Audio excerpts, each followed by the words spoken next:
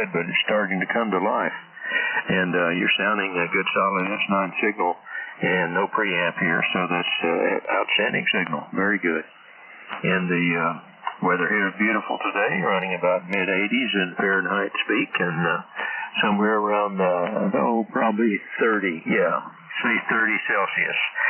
Blue sky and a few little puffy clouds moving along. I'm located just south of Cape Kennedy, and the town is Melbourne, like Melbourne, Australia. And you're just booming in down here.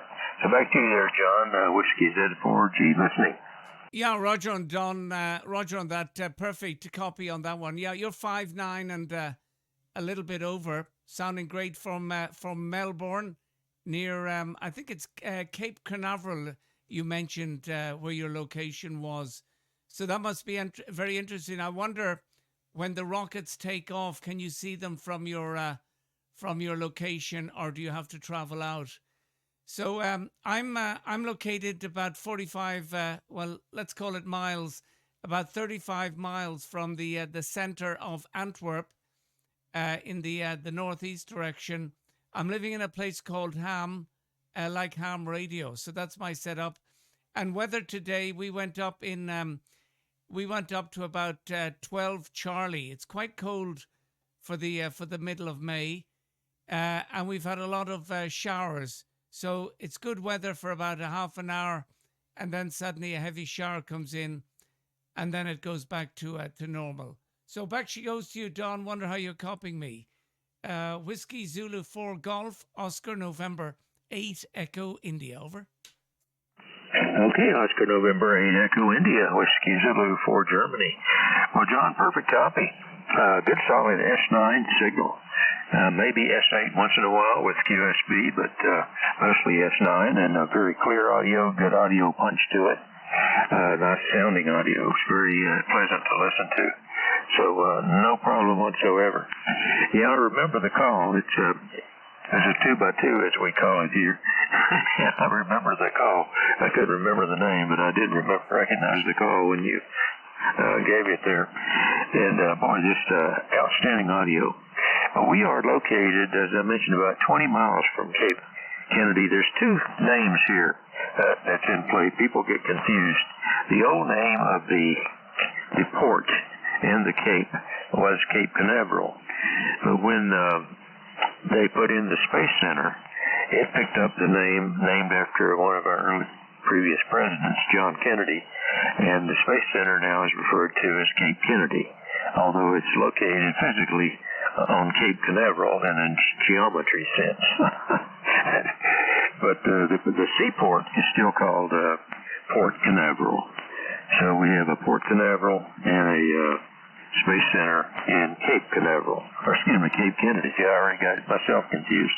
But yeah, that's where it is, and it's a very busy seaport up there also. But we're about 20 miles away, and it's to the north. We have a big window in the living room facing north, and everything that goes up, we can see them, and sometimes hear them, and sometimes it thunders the house, and sometimes you hear nothing. It's just funny. It depends on I guess a lot of things in the propagation of a noise and the direction of the launches. But there's about 3 a week. So we don't get too excited about it anymore, John. After 3 a week for 7 years, we've seen a lot of missile shots. So back to you, John. ON80I, Whiskey Z4 Golf. Yeah, very interesting. Yeah, I don't know why. I just in my mind, Cape Canaveral, and then Cape Kennedy. Yeah, it's all a little bit confusing. And I do remember watching a movie. In fact, was it last week? Yes, it was. It came from Australia. It was called The Dish. And there's a big dish just, where would it be? West of, let me think, is it west or east? I think it's difficult to know now. But anyway, it's west of Sydney. And it was one of the dishes that they used to have communications, so that when they lost it in North America, they could continue the communications using this big dish. And it was a movie called The Dish. So I'm not sure if you saw that movie. Just to tell you about the conditions on this side, a Hermes Light, not sure if you know that radio, and probably about 600 watts. It's an amplifier that comes from VK. You give 1 watt in and you get 600 out. And on this band, I've got a Moxon up about 14 meters, Dawn, over. Oh, beautiful. That's a beautiful antenna, Moxon. I love them. I always have, although I don't have one at the moment. The antenna I'm using is similar. It's a wire beam. It's in a square, not a rectangle. And it's oriented a different way. I drive one corner, and then that makes 1/2 wavelength antenna. And then the back half of the square becomes the reflector. And it's the signal is diagonal to the square. So it's just a little interesting, I guess you'd call it a twist. I played with antennas on my computer one day, and I decided to try that. It's very easy to build. That's why I built it. Very simple, very easy to build, and it cost me $0 because I had 3 or 4 pieces of fiberglass in my shop. So I said, wow, this is the best price antenna I've ever built.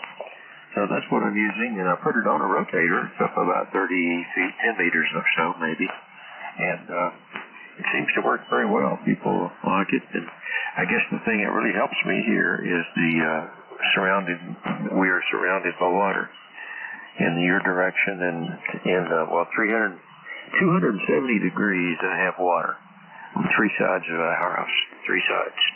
And it's brackish water. It's not pure salt water, but certainly to horizontal signal, it's a nice reflector. So that makes a real good, I call it my saltwater reflector. But it does make a nice amplifier for sure. And yeah, that's the setup here, homebrew amp. I'm using some old broadcast tubes, 4-400 tubes. I like tubes since I've got a bunch of them. So I just keep using them. And homebrew tuner and homebrew antenna, and I'm using the little ICOM 7300 today. But you're sounding great. Good signal. Love listening to it. 088 Echo India, Whiskey Z4 Golf. Yeah, Roger, Whiskey Z4 Golf, Oscar November 8 Echo India. That's perfect. So I was looking at the Magic antenna, and then I'm wondering about the rotator. So the antenna that you're using now, is it also on the jetty, over? No, it's up, that's not the one in the picture. The Magic antenna was a vertical half wave out over the water. And currently not using that one at the moment. I don't know if I put a new picture of the big square antenna or not. If I didn't, I probably ought to put one in there. But it's just basically a square. You know, like if you took your box on and stretched it around a little different shape and made a square instead of a rectangle, and then put your feed point at a corner, that's kind of what you'd have. It's pretty much a mushed up box on. Eddie, back to you, over. Yeah, okay, I got it. Yeah, maybe an update of the QRZ page. But I think the last time we spoke, you were using the Magic antenna. Okay, Dawn, I'm really happy to have spoken with you again. I'm sure there's a few more in Europe that would like to give you a shout. I've been promising myself a cup of tea for maybe 10 or 15 minutes.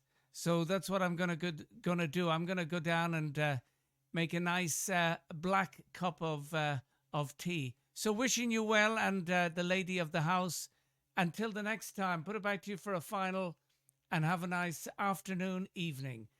And hopefully the rockets won't be creating too much noise. Whiskey Zulu 4 Golf, Oscar November 8 Echo India in Belgium, over. Okay, perfect copy again, John. And yeah, thank you for the shout. It's good to run into you again. And boy, that's a nice signal. You've got it all set up very nicely, and nothing to complain about. It's good and strong. It's got clear. It's very distinguishable. It's no distortion that I could detect whatsoever. Very clean signal. So congratulations, you did a great job. 7-3's from here, and anytime, give a shout. Love to chat with you. ON80I, WZ4G off and clear. Pleasure's all mine. Bye-bye. Yeah, bye-bye, Don. Till the next time. Thank you. WZ4G, yeah, that's Whiskey Alpha 3 in Pennsylvania. Come again, please. Yeah, Pennsylvania, Whiskey Alpha 3, Yankee Ocean Bravo, Alpha 3, Yankee Oscar Bravo, over.